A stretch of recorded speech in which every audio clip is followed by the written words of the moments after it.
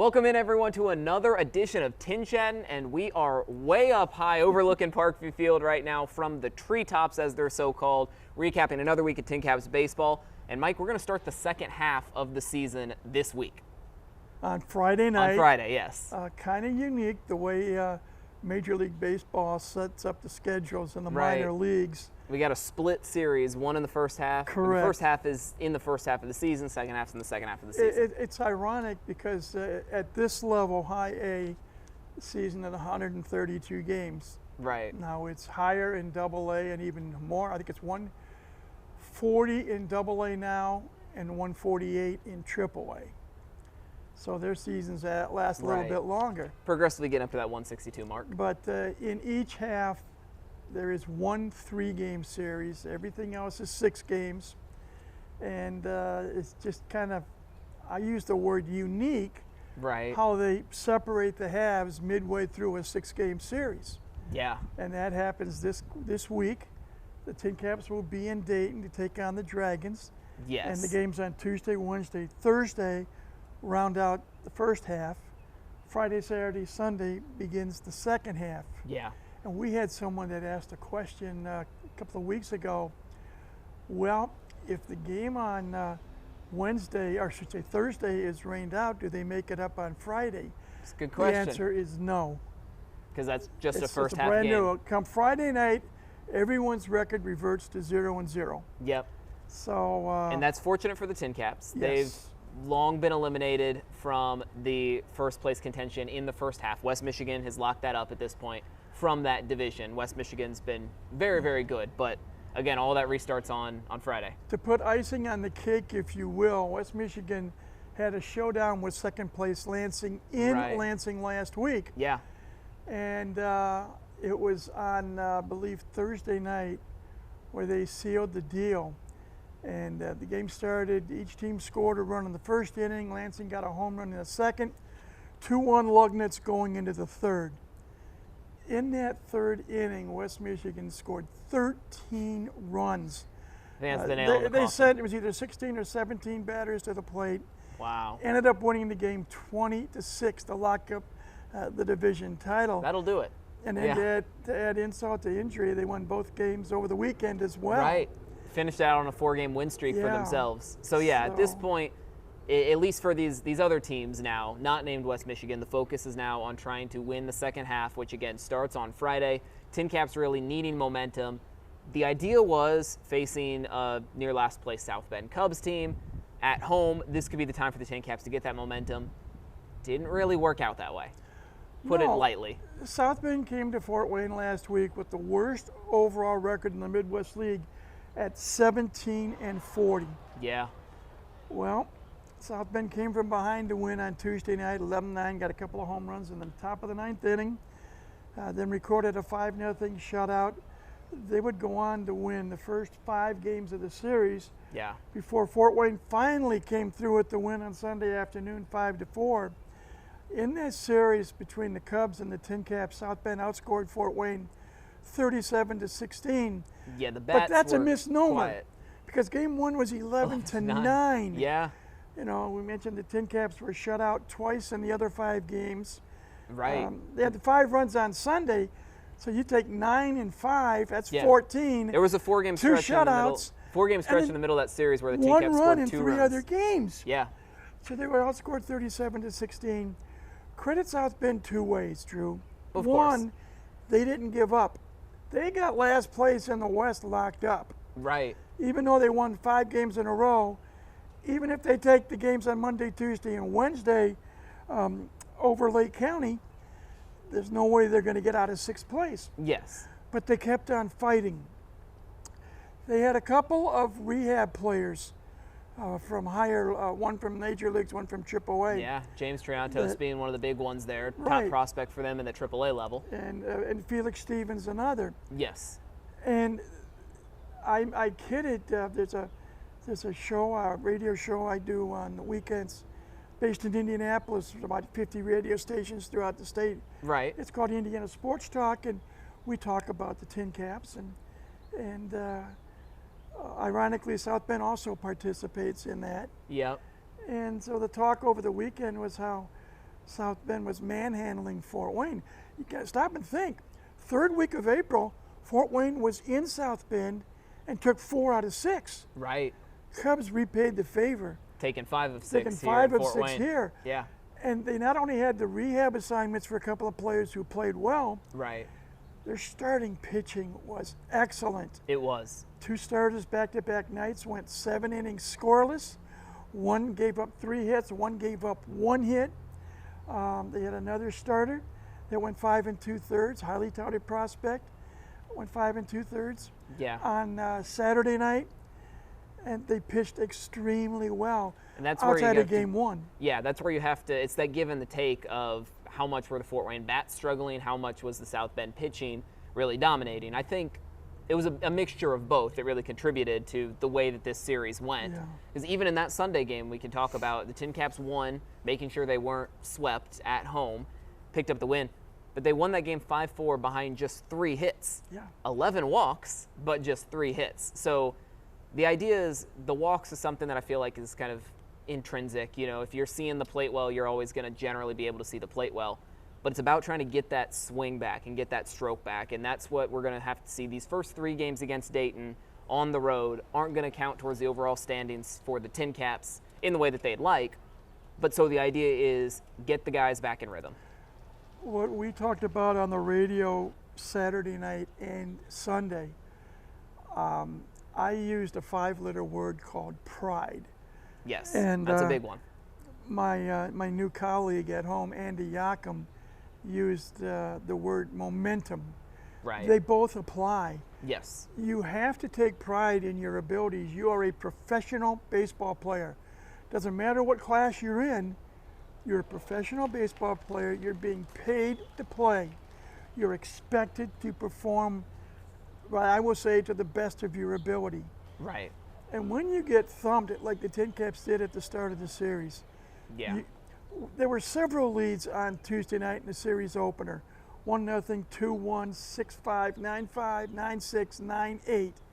And Yeah. yet South Bend just kept on coming. And part of that too was the TinCaps had just saw their, all-star closer. I call him an all-star, colloquially been. here.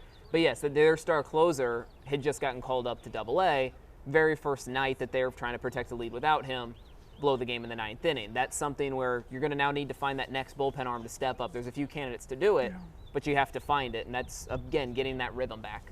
So you lose the first game after having a lead several times, Yes. 11-9.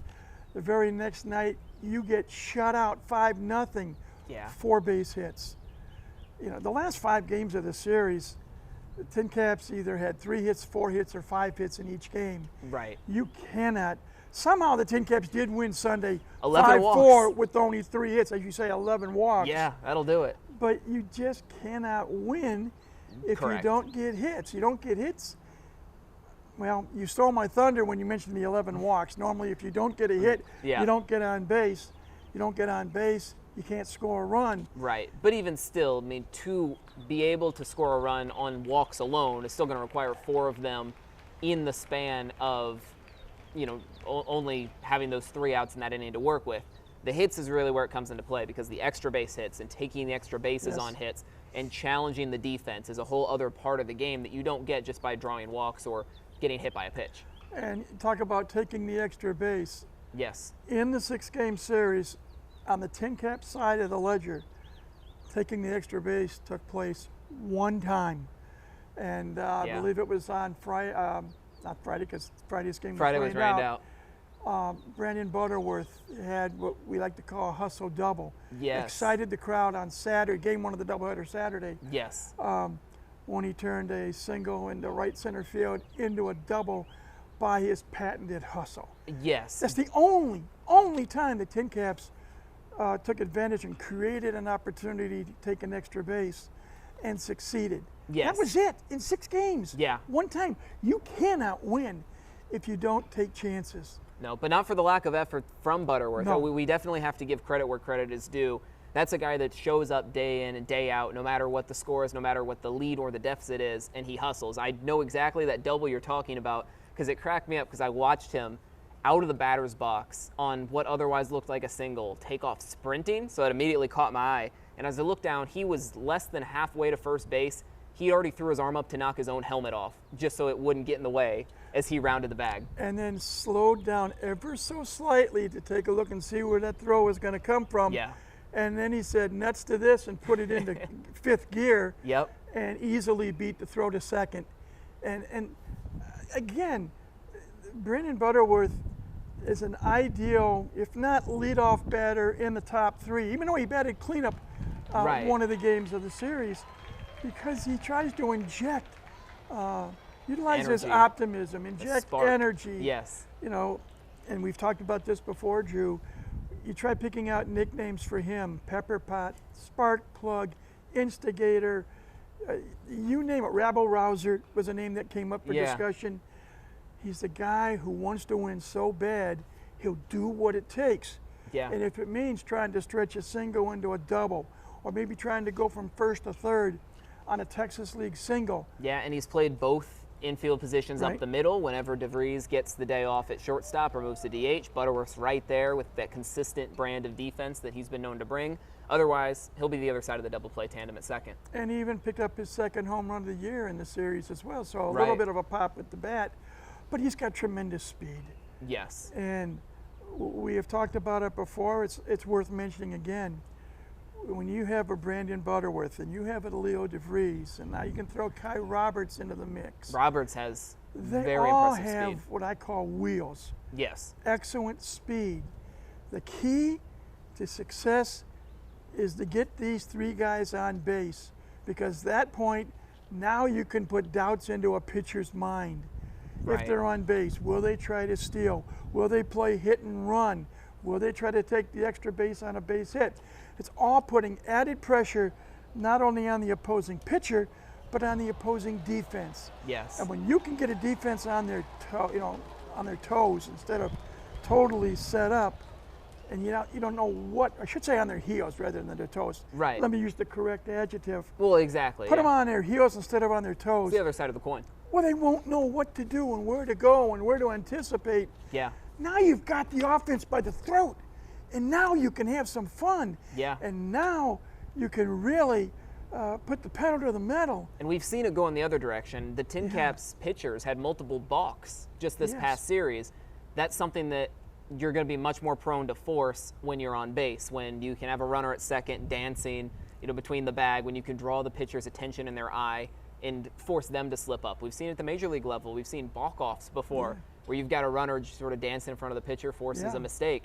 And the Cubs had those runners on base to get the TinCaps pitchers thinking about that. The TinCaps largely weren't able to do that, largely weren't able to really force the Cubs pitching out of the rhythm, and that's why we've seen so many dominant performances on the other side so lately. And the other sad part about last week, we have talked about this to the nth degree. In sports, and baseball especially, but in all sports, you have, in baseball it's called the 10th man, in football the 12th man, in basketball the 6th man. And what we're referring to is the home crowd. Yes, that and energy there were that they some bring nice in. crowds here at Parkview Field last week. Yeah, a couple sellouts. One night there was 74.99, and one night there was 73.47. Yeah. And even yesterday, well over 6,000. Right. When you can excite the crowd and get them involved. Yes. At Parkview Field, there's no place like it when you get a good play, whether it's offensively or defensively, and you get the crowd involved. Yeah. That can buoy a team, B-U-O-Y, not bully, but buoy, B-U-O-Y, a team to perform even better than they might otherwise. You take advantage of that break, that extra man, if you will. When you get the music playing, that all rallies up the crowd, and that's music that was not played a lot relatively this past week. It wasn't. It seems like such a small detail to be noticing that, there wasn't as much of the rally music this week, but it's because there weren't as many rallies. True. And the audience, maybe even subconsciously, the fans, notices that. It's not something you think about in the moment, but when you kind of reflect on the game, you can be like, I sat here for X many hours. I was only out of my seat once. You know, it's trying to inject that life, and you can get guys like Butterworth or some flashy plays that Drew Frey might be able to make, or if Carpathios puts, you know, a couple of balls into a gap. That's when you can get that energy going, and the TinCaps just need to find a way, and starting with Dayton this week, of getting that going. Yeah, you know, they know the Dragons. They have played the Dragons already 2 series this year. This would be the third, ironically. Yeah. Be the third series between the two. Second time in Dayton. And one of the adjectives that's described in regards to Day Air Ballpark, bandbox. Balls can get out of there. They can fly out of that ballpark. And the TinCaps have some capable players like Verdugo or Carpathios. Verdugo has 9 home runs. Carpathios has 6 home runs. Right. DeVries has, I think, DeVries 5. has 5. Yeah. Jack Costello has 5. Right. You know, so there are some players that have the potential and the ability to hit one out. Yeah. Being the visiting team, I think it's an advantage this coming week. You can set the tone. Fort Wayne can set the tone. They can take out some frustrations. Yep. They can put Dayton back on their heels. We talked briefly before we started the segment. Dayton's record at home this year, coming in play this week, 9-21. Yeah. Those splits are quite extreme. That's a .429 winning percentage. Yeah. Less than 500. So, you know, the carrot is there. Yes. You know, there's what you want to shoot for. Exactly. You want to play to the best of your ability. You want to, as you say, we set the tone, get them on their heels, kick them while they're down. I know we use a lot of phrases, a lot of cliches, but they're there for a reason. You do that in baseball. Yeah. In all sports, but especially in baseball. And we've seen the TinCaps play from behind a lot, and they've shown that comeback ability. But after a while, you want to stop having to come back. Yeah. You want to be able to be protecting leads instead of trying to break through them. The other thing we should briefly talk about, Drew, is the fact, again, this is the final week of the first half of the season. Games Tuesday, Wednesday, Thursday complete the first 66-game half of the year. Right. Start Friday night, not only a fresh slate, but there's going to be more attention paid to each member of each team because it's not too far away from the Major League Draft. And traditionally, what happens is once the draft takes place and players are signed, yeah. Now you've got some players even at this level, some are going to be looking over their shoulders. If they're not performing very well, they very easily could be replaced one way or another, sent back down, be it to single A or to the rookie ball league back in Arizona. Yeah. Or they could flat out be released. Right. We've seen that before, and it's always a bit of a shock. But I've remembered some names. Don't want to mention them. Yeah, don't want to cast a negative light on anyone. But I remember some names who it felt like they were TinCap staples because they'd been here a couple of years, but.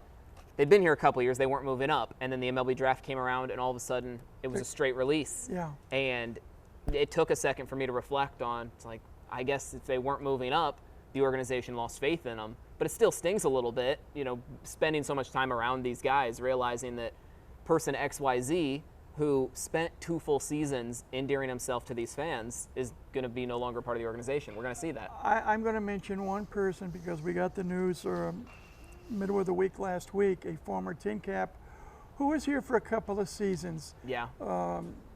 According to the press release, voluntarily retired, and that was outfielder Joshua Mears. Yeah. Mears, in his first year here in Fort Wayne, on a day in April, hit a home run in Jackson Field that was measured at 505 feet. Yep. 505 feet. That was the fun part of watching Mears, is at any given moment that ball could fly. It was part of a series. He played 5 full games, was hit by a pitch in his first at-bat in the series finale on a Sunday, and was taken out of the game. But he hit 5 home runs in that series, and for his good work was named Midwest League Player of the Week. The major problem, he did fight a couple of injuries, but he went from Fort Wayne and was at Lake Elsinore, which now is Low A Lake Elsinore. Right. He retired last week from Double A San Antonio. a wealth of speed. He's built like a football running back. Yeah, A lot he's an of athlete. speed. Very, very nice guy to talk to. I vividly remember when he came here to Fort Wayne and we had the media day 3 years ago. Yeah. And a reporter asked Joshua, what do you want us to call you, Josh or Joshua? And he looked at the reporter and smiled and said, I need to be called Joshua because my mother calls me Joshua. I don't want to disappoint my mother. I vividly remember that response. And he had a strong arm in the outfield. Yes. The one drawback he had, he struck out an awful lot. At one point in one of his seasons in the minor leagues, unfortunately a dubious honor, he led the minor leagues in striking out. Yeah. And if you strike out, you don't get on base, you don't help your team offensively. He voluntarily retired last week. We wish him the best in whatever he's going to do. Yeah. But there was a case where he was here. He excited some fans here. He did. When he made contact. Yes.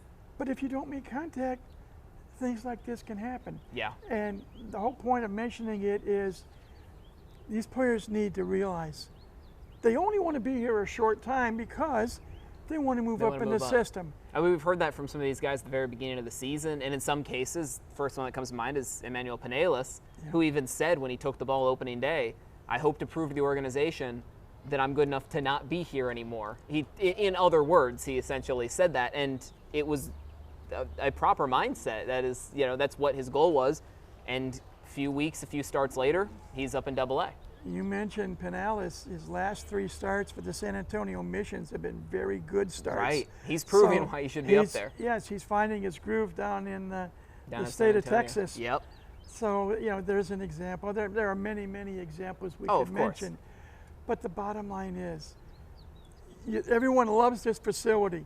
They love the organization, which is second to none. I'm biased because I've been part of it since 2002. I mean, look at this view. Look at the angle that we've got. And you look here, we look behind us. Yeah. What a beautiful view it is of Parkview Field.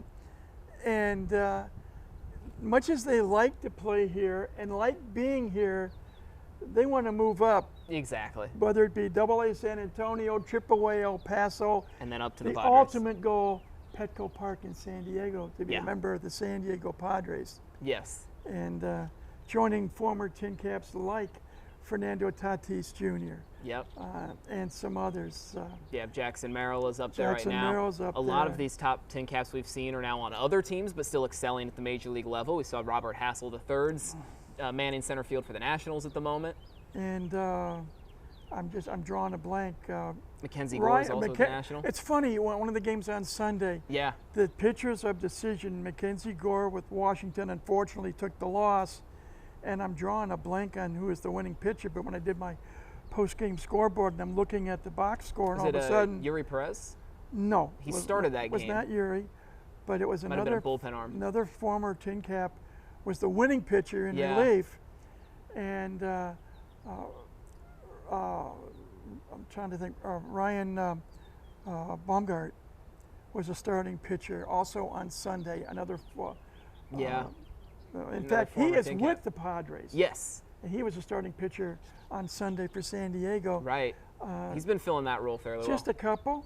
I can also tell you on Sunday the starting pitcher for AAA El Paso was one Jackson Wolf. Yeah, I remember Jackson Wolf. A couple of different times. Yes. The big left-hander. And yeah. So, again, all these players the list goes on. Want to move up. Yes. And they want to make it to the show, as it's called nowadays. Exactly. But in order to do it, you've got to perform well at the level you're at. Yeah, it starts here. And for what we're talking about, performing well here, High A Fort Wayne. Yes, for the last 3 games of this first half, and now looking ahead into the second half. Yeah. And now as we get to that second half too, that's going to take us into sort of our question of the week is we're eyeing the start of the second half here. We've been talking all day about the TinCaps bats and trying to wake up. So the question is going to be, pick one of the darts, basically throw a dart, pick a specific player.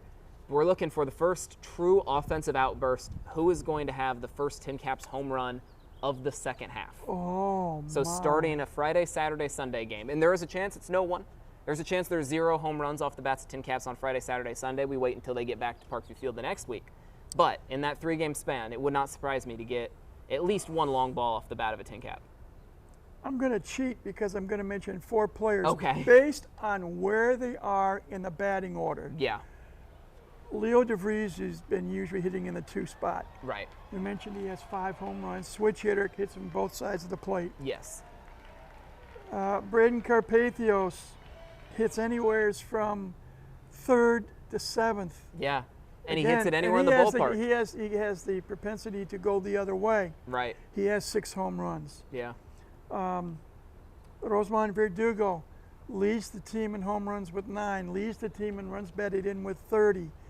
Has developed a little bit of a batter's eye in the last 3 weeks or so because he's drawn an awful lot of walks. Right. He struck out a few times, but he has the capabilities of taking 1 yard. Yeah, no matter the most ballpark. any pitch. Yes. And the 4th person that I'm going to pick is Jack Costello, who divides his time between left field and first base. Right. Jack, in the last 2 series, has hit 3 home runs. He has 5 on the year. For the bulk of the year, he's hit down in the 7 or 8 spot in the order. But he also, in addition to his 5 home runs, has 24 runs batted in. Yeah. Admittedly, I'm stretching things a bit.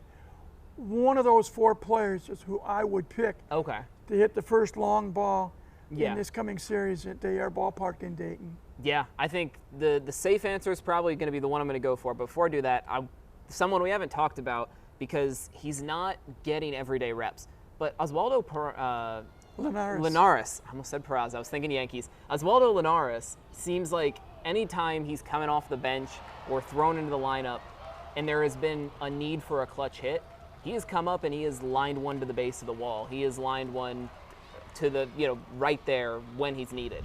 So it would not surprise me if we're looking for a dark horse candidate, a sleeper candidate, if he was one who stepped up and was able to get it done.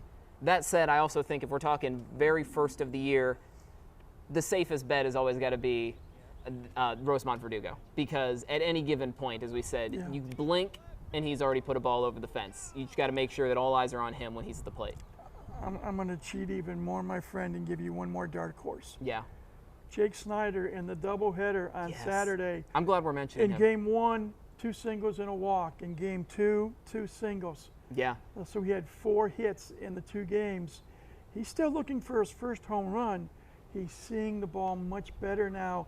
He's getting the chance to play. He was on the development list for the better part of 2 weeks. Right. And that time away, I think, really helped him. He's come back more focused, ready to go. He's played well not only at the plate, he's also played well, especially in left field. He's played primarily in left. Yeah. And he's a guy, left-handed hitter. Again, in most ballparks, hitting one down the line is right is easier than hitting one down the line and left because the distance is shorter. Exactly. To the foul pole. So he would be my quote-unquote dark horse. Yeah, no, that's an exciting one too because clearly the Padres organization sees something in him. He's one of the older members of this ball club, and they sent him away from the team to do more developmental training. But it's like what we've mentioned, having that chip on your shoulder and maybe looking behind you and seeing he has taken that and in stride and he is excelling. He's playing with purpose, and you brought it up a moment ago. He's the oldest non-pitcher on the TinCap roster at age 27. Right. Normally at this point, you're either in AAA or in the big leagues. Yes. Jake is not, but he wants to prove something. Yeah. And the ever Padres since organization's he's come back from the development list, he has been playing with a mission. Yes. And so he, again, that's what it is. If you have the proper mindset, the world is there for the taking, literally. And we've seen that with Snyder lately. We've seen that with Butterworth lately. And now it'll be exciting to see once the first half really starts, these guys have a more visual representation of what to play for.